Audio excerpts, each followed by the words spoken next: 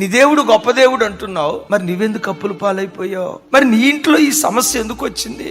నీ దేవుడు గొప్ప దేవుడు అంటున్నావు, మరి నీ కుటుంబంలో ఎందుకు ఈ అసమాధానం, ఎందుకు ఈ అనారోగ్య పరిస్థితి? ఈ మాటలన్నీ వింటున్నప్పుడు, దేవా నాకు కలిగిన శ్రమను బట్టి నాకు అంత బాధ కలగట్లేదు, కానీ నీ నామాన్ని దూషిస్తా ఉంటే, నీ నామాన్ని గురించి ఎగతాళిగా మాట్లాడుతూ ఉంటే, నీ నామాన్ని అపహాస్యం చేస్తూ అన్ని జనులు అవమానకరంగా మాట్లాడుతూ ఉంటే నా గుండె పగిలిపోతుందయ్యా.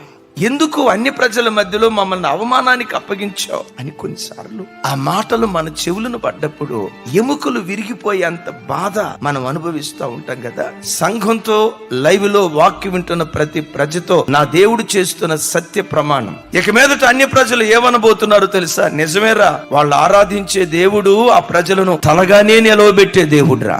విమర్శించిన అన్య ప్రజల నోటే ఆ ప్రశంస ఉండేటట్లుగా నా దేవుడు తన కార్యం జరిగించును గాక.